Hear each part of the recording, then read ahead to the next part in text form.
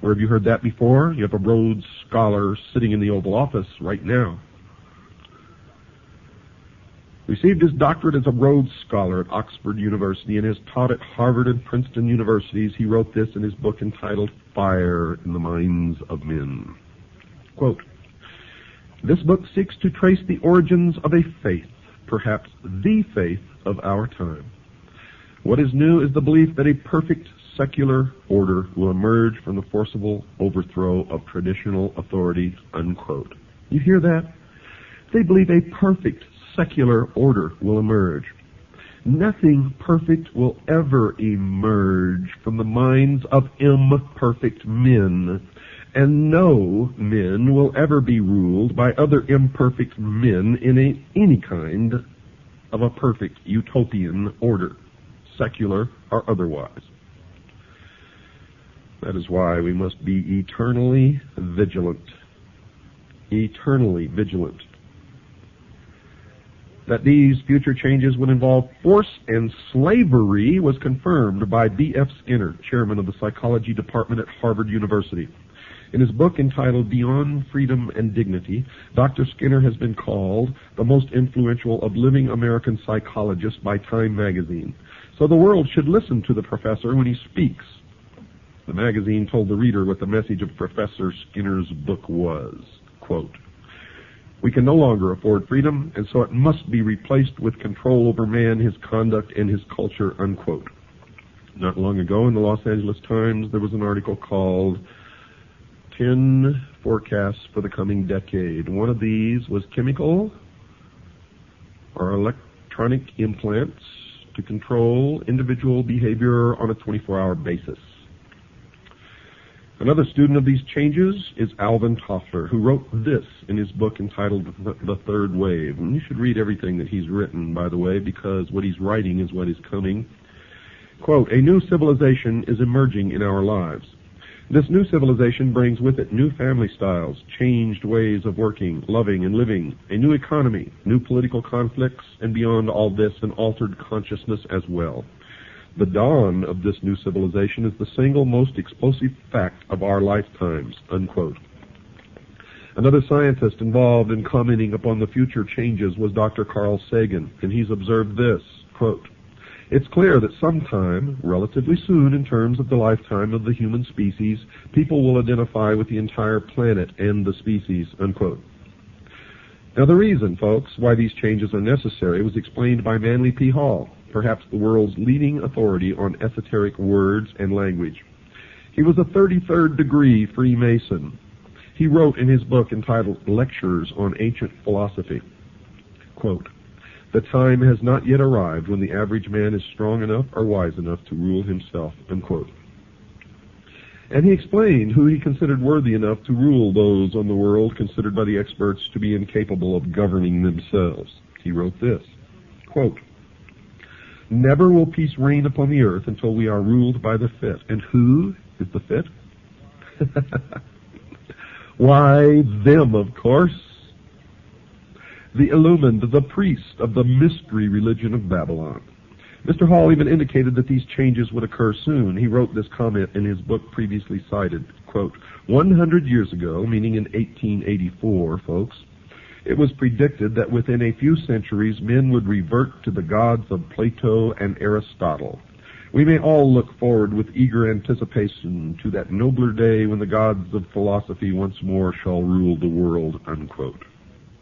Aldous Huxley, in his book called Brave New World Revisited, quotes a character called the Grand Inquisitor in one of Fyodor Mikhailovich Dostoevsky's parables as saying this, quote, "In the end, they, the people, will lay their freedom at our, the controller's feet, and say to us, 'Make us your slaves, but feed us,'" unquote.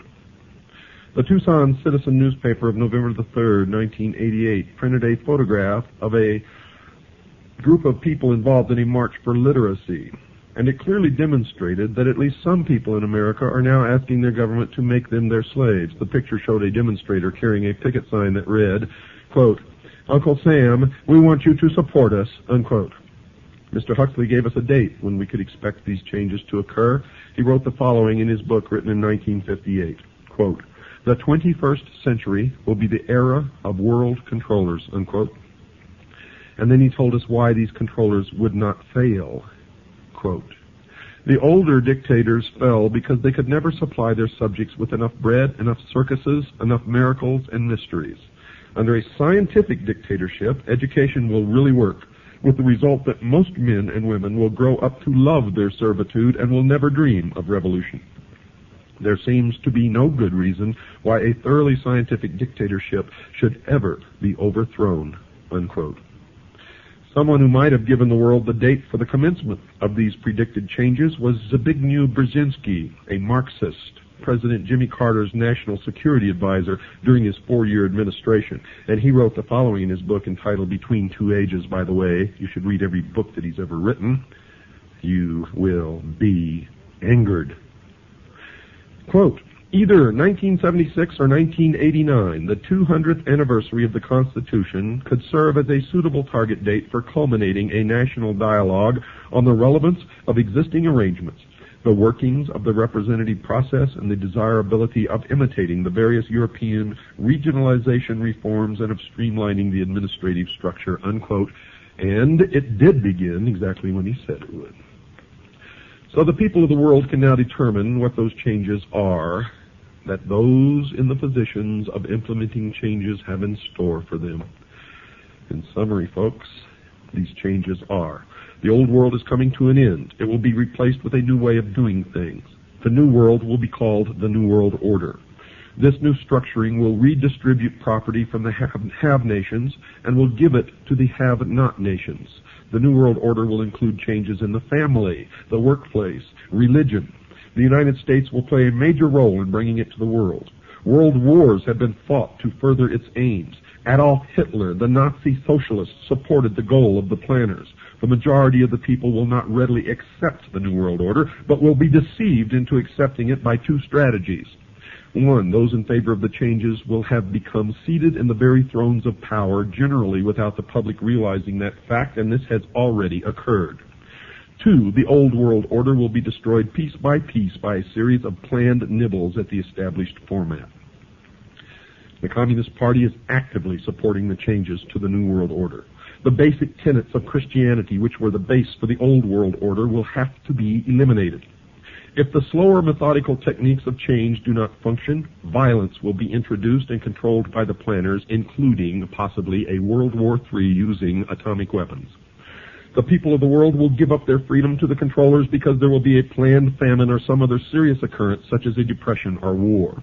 The change to the New World Order is coming shortly, folks, and it has already begun. However, if that is not the case, it will be introduced one step at a time so that the entire structure will be in place by the year 1999. We've got to take a short break. Don't go away. Folks, something is indeed wrong in America.